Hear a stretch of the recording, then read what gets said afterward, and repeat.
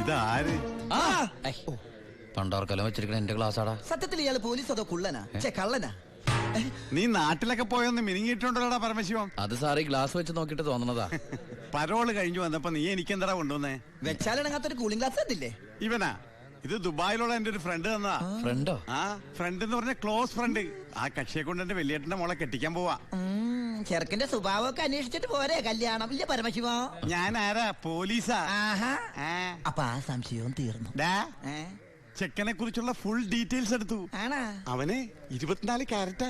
എന്റെ വ്യാകുല മാതാവ്, എന്നെ കൊല്ലും. ചുമ്മാ ഇരുടാ. ഇത് കണ്ട, ഇതവന് ദുബായിക്കുള്ള കത്ത. എന്തിനാ ഇപ്പൊ കത്ത്? കാര്യം അങ്ങോട്ട് നേരിട്ട് പറഞ്ഞൂടെ? അതിനവൻ ദുബായിക്ക് പോയില്ലേ? അവൻ ദുബായിലെത്തി. ഇത് വെറും ഒരു കത്ത് മാത്രമല്ല, ഒരു ലിസ്റ്റ് കൂടെ ഉണ്ട്. ഒരു DVD, ഒരു TV, ഒരു മൊബൈൽ, അങ്ങനെ ചിന്ന ചിന്ന സാധനങ്ങള്. പോലീസല്ലേ മോനെ, ഓസിന് കിട്ടിയാ വിടുവാ. കാശിനൊക്കെ ഇപ്പൊ എന്താ വില? ടൈറ്റാ. ചിന്നാടൻ ബാബുവിനെ ആശുപത്രിയിലാക്കാൻ വേണ്ടി ലക്ഷങ്ങൾ ഏമാർക്ക് വീശിന്നാണല്ലോ കേട്ടത്. പോടാ. അത് ശരി, അപ്പൊ അതാണ് അവനോട് കാണാത്തത്.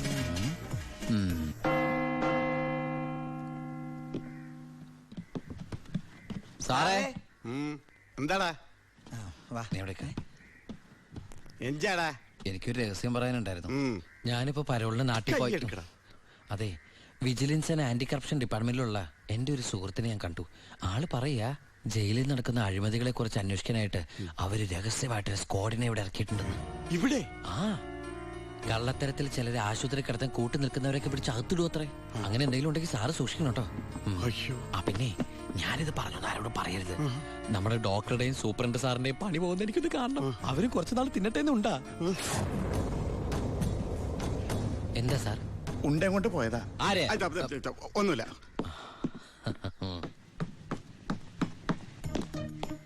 നീ 100 പേര് എണ്ണി തീരുന്നതിന് മുമ്പ് ചിന്നാടൻ ബാബു സെല്ലിലുണ്ടാവും.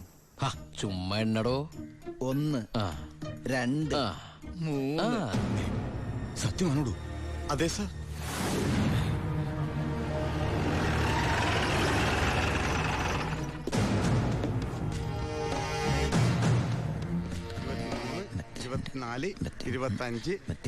എന്താ കണക്ക് തെറ്റിക്കുന്ന? ഇത് വേറെ കണക്കാണ് സാറേ. എന്റെ കണക്ക് തെറ്റി. ഞാൻ എവിടെ നിർത്തിയത്? നീ നിർത്തിയതല്ല 85 മുതൽ ഞാൻ ഇവിടെ നിൽക്കാം. 85 86. ഞാൻ എവിടെ നിർത്തിയത്? 25. 27 28 95 96 97 98 99 100.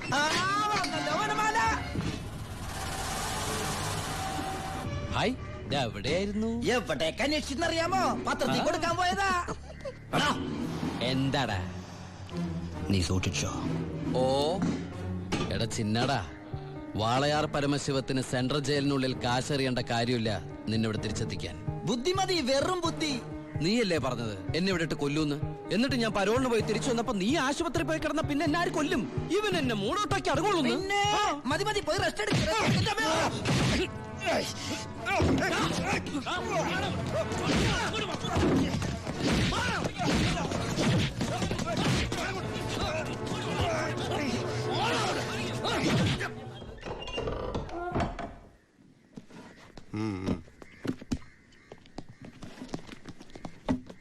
നിന്റെ ആരാടാ ദുബായിലുള്ളത്? ഇടക്കിടക്ക് കത്ത് വരുന്നുണ്ടല്ലോ. നമുക്കുണ്ട് സാറേ ദുബായിലൊക്കെ ഫ്രണ്ട്സുകള്. എനിക്കുണ്ടപ്പോ നിനക്കുണ്ട് ദുബായിൽ ഫ്രണ്ട്സ്. എനിക്കാരുമില്ല. നിന്നോട് ചോദിച്ചില്ല? അല്ല, ചോദിച്ചാൽ തന്നെ പറയാൻ ആരുമില്ലെന്ന് പറഞ്ഞത്. 2 കത്തോ? From Divakaran, jailer, central jail. ഇതൊന്നും നിനക്ക് ദുബായിലൊക്കെ അയച്ച കത്തല്ലേ?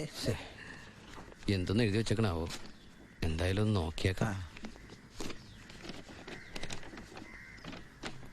പ്രിയപ്പെട്ട എന്റെ ഉണ്ണിക്ക്, ഞാൻ ഗോപികയുടെ കൊരങ്ങച്ചൻ, കൊച്ചച്ചൻ, ജയിലർ ദിവാകരൻ എഴുതുന്ന സ്നേഹത്തോടെയുള്ള കുത്ത്. കുത്തോ? ഈ ജയിലിലെ ശീലം വെച്ച് എഴുതിയായിരിക്കും കുത്തേ. കുത്തും കത്തും തിരിച്ചറിയാത്ത നമ്മൾ തമ്മിൽ നേരിട്ട് പരിചയമില്ലെങ്കിലും എനിക്ക് ഗിഫ്റ്റ് ആയിട്ട് DVD, TV, മൊബൈല്, ഇതൊക്കെ അയാളുടെ അപ്പനോടൊന്ന് വയ്ക്കട്ടെ. ബാലുവിന്റെ കത്താ.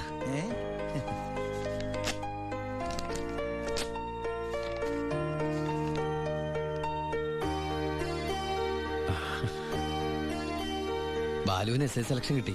അവൻ ട്രെയിനിങ്ങിന് ചേർന്നു. ബെസ്റ്റ്.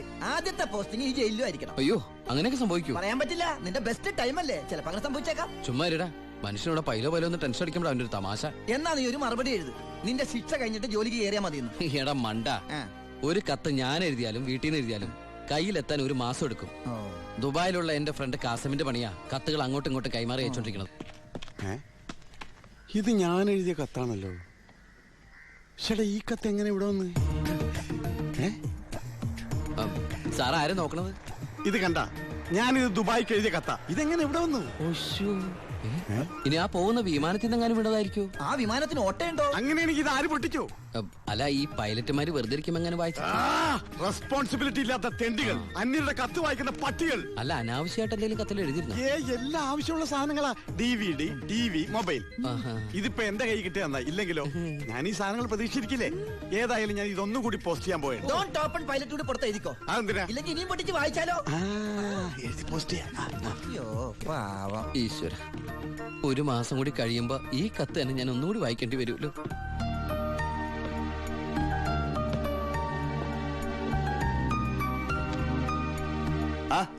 എന്താടോ? വാ.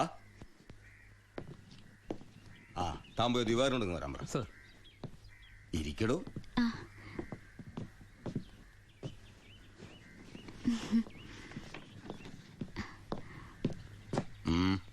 സർ, സി ബ്ലോക്കിൽ ചിന്നാടനും പരമശിവനും തമ്മിൽ വീണ്ടും തല്ലുണ്ടായി. അവൻ പല തവണയായി ചിന്നാടന്റെ മെക്കെട്ട് കയറണം. താൻ പോയി തൂക്കിയെടുത്തോളൂ ആ പരമശിവത്തെ. നിനക്ക് എന്തിന്റെ സൂക്കേടാണ്? മറ്റുള്ളവരോട് മര്യാദയ്ക്ക് പെരുമാറാൻ നിനക്ക് ഇവനോട് മാത്രം എന്താ ഇത്ര വലിയ സൂക്കേട്? സൂപ്രണ്ടിന്റെ കൈ കിട്ടിയാലുണ്ടല്ലോ പിന്നെ എനിക്കൊന്നും ചെയ്യാൻ പറ്റില്ല. അവനാണെങ്കിൽ സൂപ്രണ്ടിന്റെ ആളും. സാറാരാളാ? ഞാൻ വതളങ്ങിയ അങ്ങോട്ടും ഇങ്ങോട്ടും അറിയും. എന്താന്ന്? എനിക്കും ജീവിക്കണ്ടോ? അച്ഛന്റെ അസുഖം എങ്ങനെയുണ്ട്? പ്രഷർ പെട്ടെന്നൊന്ന് കൂടി കുഴഞ്ഞു വീണു. ഉടനെ ഇങ്ങോട്ട് കൊണ്ടുവന്നു. ഇവിടെ ഇപ്പോ മെഡിക്കൽ കോളേജിൽ അഡ്മിറ്റ് ചെയ്തിരിക്കുക. അതുകൊണ്ട് നേരിട്ട് പറയാൻ വന്നതാ. ഓ, ഇങ്ങോട്ട് കൊണ്ടുപോടോ. ചെല്ലട കട.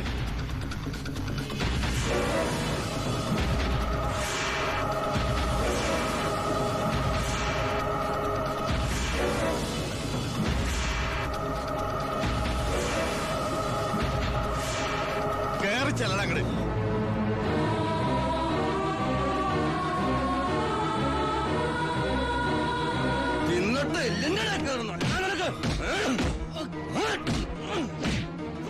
മോളെ, നീങ്ങ പോലും.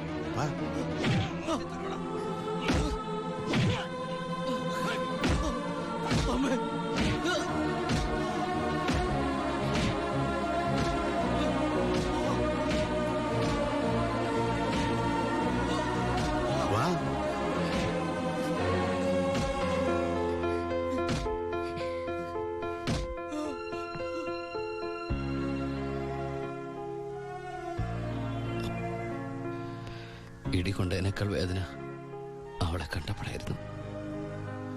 ഇനിയിപ്പോ വീട്ടുകാരറിയും, നാട്ടുകാരറിയും. അടുത്ത വണ്ടിക്ക് എന്റെ കുടുംബം മൊത്തം ഇവിടെ എത്തും. ഞാൻ ഈ കളിച്ച കളിയൊക്കെ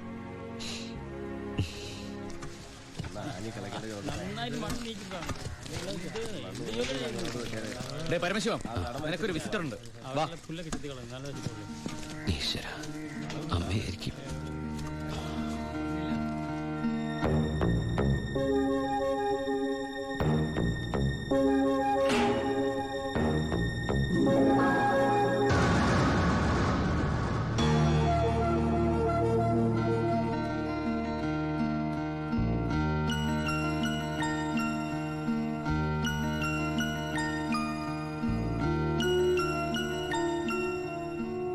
നിങ്ങളുടെ ദുബായ് പൂജപ്പുര സെൻട്രൽ ജയിലിന്റെ അകത്താണെന്ന് ഇവിടെ വെച്ച് കണ്ടപ്പോഴാണ് മനസ്സിലായത്.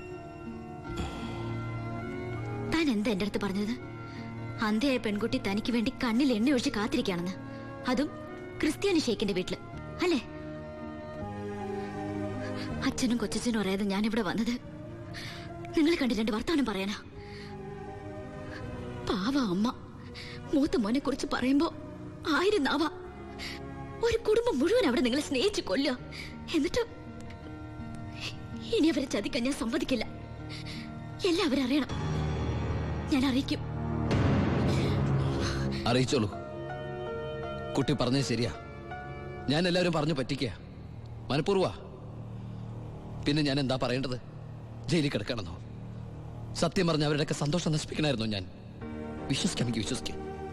ഈ കൈകൊണ്ട് ഞാൻ ആരും കൊന്നിട്ടില്ല. പക്ഷെ കൊലപാതകി എന്ന പേരില് ഞാൻ ഈ ജയിലിൽ കിടക്കുന്ന എന്റെ കൂലിയാ മാസം മാസം എന്റെ വീട്ടിലെത്തുന്നത്. അതുകൊണ്ട് അവരൊക്കെ അവിടെ ജീവിതത്തിൽ ഈ നിമിഷം വരെ എന്റെ ഭാവിയെ കുറിച്ച് ഞാൻ ചിന്തിച്ചിട്ടില്ല. താനിപ്പോ പറഞ്ഞില്ലേ എല്ലാരും ഞാൻ ചതിച്ചെന്ന്. പരോളിനിറങ്ങി എനിക്ക് വേണമെങ്കിൽ തന്നെ കല്യാണം കഴിക്കായിരുന്നു. അതിനുശേഷമാണ് താൻ എന്നെ ഇവിടെ വെച്ച് കാണുന്നെങ്കിലോ? ഞാനൊരു ക്രൂരനും കൊലപാതകമായിട്ട് തനിക്ക് തോന്നുന്നുണ്ടെങ്കിൽ പറയാം, എല്ലാം പറയാം, എല്ലാരോടും പറയാം. ഒരു കള്ളക്കഥയുണ്ടാക്കി തന്നെ ഞാൻ വിശ്വസിപ്പിക്കാൻ ശ്രമിച്ചത് തന്നോടുള്ള ഇഷ്ടക്കുറവുണ്ടല്ല, നിന്നെ എനിക്ക് ഒരുപാട് ഇഷ്ടമായതുകൊണ്ടാ.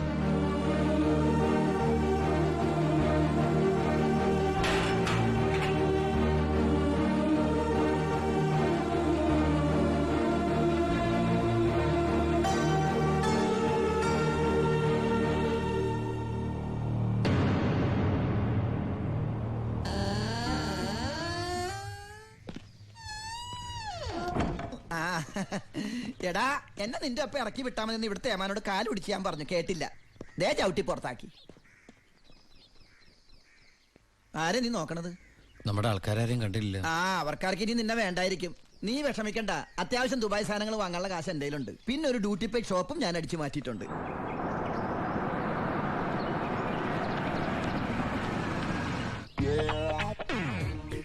എന്റെ ഈശ്വര, അമ്മയെന്ന് പറഞ്ഞാണല്ലേ.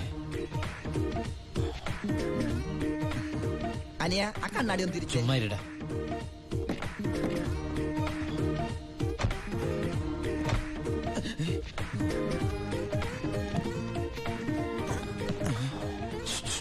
ഷൂവോ? ഷൂ അല്ല, ചെരുപ്പ്. അങ്ങോട്ട് നോക്കിയേ.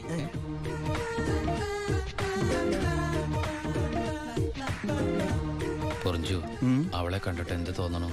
എന്തെങ്കിലും തോന്നിയാ തന്നെ എനിക്ക് അങ്ങനൊന്നും തോന്നാൻ പാടില്ലല്ലോ. നീ കെട്ടാമണ പെണ്ണല്ലേ. അവൾ എനിക്ക് എന്റെ അമ്മയെ പോലെയാ. പോടാ. അതല്ല, അവളെന്റെ അമ്മയോടെല്ലാം സത്യം പറഞ്ഞു കാണുമെന്ന്. ഏയ്, ലക്ഷണം കണ്ടിട്ട് ഒന്നും വിടാതെ പറഞ്ഞ പോലെ ഉണ്ട്. കൂടിയോന്നൊരു സംശയം. മോനെ ഉണ്ണി, എനിക്ക് വിശ്വസിക്കാൻ പറ്റുന്നില്ല. ജയിലിൽ കിടന്ന കാര്യം വിശ്വസിക്കാൻ പറ്റില്ല. അമ്മേ. ഉണ്ണി, ഇനി നിന്നെ ഞാൻ ഉടനെ ഒന്നും ദുബായിക്ക് വിടില്ല. അയ്യോ, ഇനി ദുബായിക്ക് തിരിച്ചു പോകണ്ടമ്മേ, ശിക്ഷ കഴിഞ്ഞില്ലേ? ശിക്ഷയോ? അല്ല, ഈ അറബിയുടെ കൂടെ പണിയെടുക്കാന്ന് പറഞ്ഞാ അതിലും വലിയ ശിക്ഷയുണ്ടോ അമ്മേ? ഇവന് മനസ്സിലായില്ലേ പൊറിഞ്ചു? അന്ന് വന്നപ്പോ വേറെന്തോ പേരാണല്ലോ പറഞ്ഞത്. അതെ, ബിജു. ഈ അറബികൾക്ക് ബിജു എന്നുള്ള വാക്ക് നാവില് വഴങ്ങില്ല. അതുകൊണ്ട് അവര് പൊറിഞ്ചു പൊറിഞ്ഞെന്നാ വിളിക്കണതേ. ഉദാഹരണത്തിന് സോഡേനെ അമ്മ സോഡാന്നല്ലേ പറയണത്. എനിക്ക് സോഡാന്ന് പറയാൻ അറിയാൻ പാടില്ല, ഞാൻ ഷോഡാന്നാ പറയണ. അതായത് മക്കളിരിക്കെ, അമ്മ ചായ കൊണ്ടുവരാം. അമ്മേ, അപ്പുറത്തെ വീട്ടിലെ കുട്ടി അമ്മയോടൊന്നും പറഞ്ഞില്ലല്ലോ അല്ലേ? പറഞ്ഞു. കണ്ടോ, ഞാൻ പറഞ്ഞില്ലേ, പറയും. അമ്മേ, ഞാൻ നീ തിരിച്ചു വന്നാലുടൻ അവളെ കല്യാണം കഴിച്ചോളാമെന്ന് പറഞ്ഞ കാര്യവും ഞാൻ അറിഞ്ഞു. ഞാൻ അപ്പോഴേ പറഞ്ഞില്ലേ അവൾ അങ്ങനെ പറയൂന്ന്. അവളെന്താ അങ്ങനെ പറഞ്ഞേ? എടാ, അവള് നിന്റെ ട്രാക്കിലായെന്ന്. Hello hello. ഫ്ലൈറ്റ് യാത്രയൊക്കെ സുഖമായിരുന്നോ? ഫ്ലൈറ്റിൽ വന്നവർക്ക് സുഖമായിരുന്നു. നമ്മള് തമ്മിൽ ദുബായിൽ വെച്ച് കണ്ടുമുട്ടിയ വിവരമൊന്നും ഞാൻ അമ്മയോട് പറഞ്ഞിട്ടില്ല. ദുബായിലോ? എപ്പോ? ചെയ്യില്ലേ. അല്ല, അമ്മയോട് കുട്ടി വേറെന്തൊക്കെയോ പറഞ്ഞു എന്ന് അമ്മ പറഞ്ഞല്ലോ. പണ്ടാരടങ്ങാണ്ട് വാടക എടുത്ത സ്ഥലം നശിപ്പിച്ച്.